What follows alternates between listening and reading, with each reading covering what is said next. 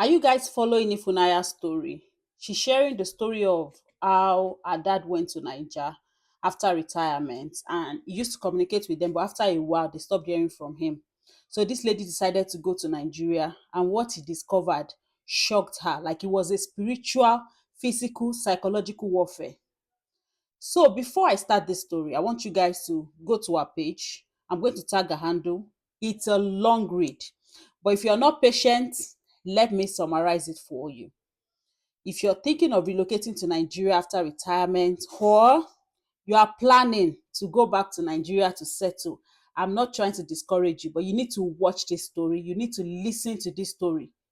And you need to understand that the people you left back home are not the same people you will meet when you eventually decide to relocate. So yes, this lady said that her dad worked for a long time in New York. I think she said New York, and decided to relocate back to Nigeria. Prior to that, he used to visit home. He already built a mansion, a big mansion. I'm going to post that house, a beautiful house. So this man decided that he wanted to retire. He was done with the American life and wanted to go back home. He had worked here, served the country, and then it was time for him to go relax. Mind you, his social security and retirement was about 5,000 ground. That's big. So that was enough to sustain whatever lifestyle he chooses back home. So this man wanted to go settle at home. So he went to Nigeria, and this girl, Ifunaya, is like his favorite daughter. They are very close. So they used to communicate. The man, she would check up on him, and everybody was in communication with him. All of a sudden, she discovered that her dad was not really communicating as much, and then it finally stopped. She said she was busy with school, American lifestyle and all of that. So for a while, she noticed that she wasn't hearing from me, but she was busy with life. Then she's a prayerful girl, and then she saw a vision or something that her dad was in danger, that she needed to go home to go look for him. So this lady hopped on the plane and decided to go to Nigeria. She got to Lagos, spent some time, and then traveled to the east to look for her dad. When she got to her dad's house, in front of that mansion, the same mansion that I said they built, I'm going to put what she found here.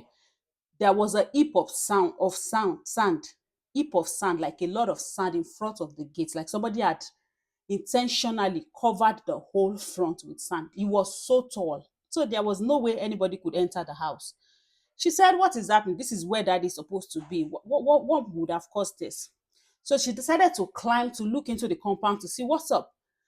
As she was peeping into the compound, she saw her uncle and her aunt. And these people, oh my God, they dealt with her.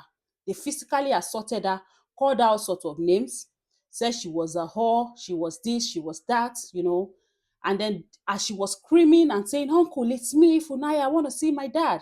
The whole villagers heard, and then people were beginning to gather inside their house. People said, "Come on, let her go and see her father. What is happening? Is there a problem?" Then this auntie said, "Your dad is not here. Your dad is in Abuja." Ha. What is he doing in Abuja? Said he went to be with another brother of theirs, Uncle Christopher. This auntie put a call through, and the Christopher said, "Yes, your dad is here with me, but I can't really talk to you. He's busy right now. He can't really talk to you." She was suspicious. She knew something was wrong. She said as she was about to turn, one other villager that was sitting like an older aunt said, "Your dad is upstairs." So she insisted that she wanted to go upstairs to her dad's room to go see her dad. These people were blocking her way. They said, "No, your father is not here. Why are you disturbing us?" All of those things. She kept insisting that she wanted to see her father. So they went upstairs, and what this girl found was crazy. She saw her dad on the floor, like on the bare floor. He was almost looking like a skeleton. His beards were overgrown, like somebody who had not been taken care of. He looked dry. She could actually see his bones, like on the bare floor. This man could hardly talk. He couldn't move. He was just there, like in dirt, looking looking almost lifeless. She screamed, "What happened to my father? Blah, blah, blah, blah, blah. They sent her house. What are you doing here? Kiniko, kiniko." She left the house and went to the police station. She reported to the police. When the police decided to go to the house with her, they arrested her aunt. It's a long story. I'm trying to summarize it. After they arrested the aunt said that, hey, well, okay, I'm going to bring the medical report. We take him to the doctor. The doctor treated him, and they said we should take him home. We've tried our best. No, I need the doctor's report. Like, go and bring the doctor's report. She gave them the name of the hospital. Then she said she would go home to go and bring the doctor's report. This auntie went to the house and refused to come back. So Ifunanya decided to go to the hospital to go find out what exactly is happening to her father. The doctor said no, they've not been. They brought him one time. He had like a partial stroke, and they were supposed to bring him back. But it's been over almost a year, and no, but we've not heard anything. They did not bring him back here, so we don't know what happened. So this lady decided that she wanted to go rescue her father. Can you believe what happened next? So after she was trying to get back into the house, she realized that they had blocked all access. They wouldn't let her in. So she went to like the owner who I don't know what she called it, like the leader of the village to go tell him what was happening. And he said, okay, fine, buy drinks for the youths in the village so that they can have like a little security guard in front of the house. So all of them can stay in front of the house. So they won't let anybody move your father outside the house till the police come. So they will help you, find a way to take your father to the hospital. So these youths stayed in front of the house. They were drinking, like safeguarding that house and everything. Could you believe that these aunties went to bring military personnel who were waving their GUN pow pow at these youths to chase them away?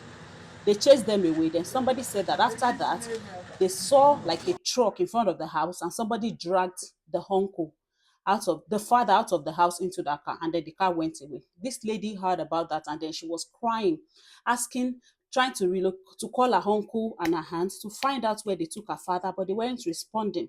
She said while all of this was going on, she was praying fervently. The Holy Spirit was whispering to her and telling her how deep this whole story is. Then she wanted to find a way to get her father so she would at least take her father back abroad for proper treatment. But these people were not picking up their calls. She involved everybody that needed to know. And while all of this was happening, she was also involving her families abroad. Everybody was in prayers and everything. So she had to go involve the American embassy at a point. That is, her father is a citizen of the United States, so they had to be informed. So yeah, after all of this was going on, then the youth called her one day and said, they brought your father back. That was after like 3 days. They brought your father back into the house. Then she wanted to go get him, but she said that something in her told her that no, wherever they must have taken your father to, they went to do something terrible to him. If you go like this, anything can happen to you. Don't just go, just calm down, just stay and be praying. She said she was praying, Then when it was time, the Holy Spirit kept whispering to her to take it easy, not be in a rush, like be patient, that these people don't want your father to remind you. They have like a mission that anytime you and your father see face to face, he would deny you. And if you insist that you want to take him abroad, he will say he doesn't want to go. And he has to give his consent before they can take him abroad. So this lady, let me quickly summarize it because I want to say all of this in 10 minutes. So this lady said that after the Holy Spirit told her to go back into the house, she got the police, like she got the villagers, everybody was involved, and the youths were already hungry with how they chased them out of that house the first time. They were already hungry and ready to do anything to this auntie and uncle. They finally got to that house, and this auntie was insisting that she was not going to open the door, that she wouldn't let them in. Like, it was crazy. They had to like go get hammer. Somebody had to break the gate to enter into the house. They got into that house, and she said it was a bit of struggle. If you see how that auntie was arguing with, I don't know if I can attach all of these things to this video. If you see the way that auntie was arguing and screaming that they weren't going to go into the house, they cannot bring the man outside, blah blah blah blah blah. It was really really really a tug of war. Like, they were really dragging with them. They didn't want anybody to take that man. So eventually, this lady had to beg one of the youths to go and bring a ladder. They used the ladder to climb upstairs so they could enter the room to go and bring the father through. It was crazy. This woman did not release the key. She did not let anybody access into the house. It was really bad. If you see how she was dragging with them, like, I've never seen such a thing. When they eventually had access to that room where the father was and they brought that man out, if you see how skinny he was, if you see how skinny and weak he was, the most emotional part of it was when she said, Daddy, and the man said, yes. Do you love me? And the man said, yes, I love you. Do you want to go back to America? And the man said, I want to go back to America. The same daddy that said he wanted to retire to Nigeria to go relax is finally back here. Omo, I shock. The whole story is so emotional. It's so long. I think it's like part 9 or part 10, but I had to like summarize it for you guys. But if you want to listen to it, I'm going to tag a handle. Her name is Ifunaya, 6 foot Amazon. That's a handle. You can go watch the whole thing.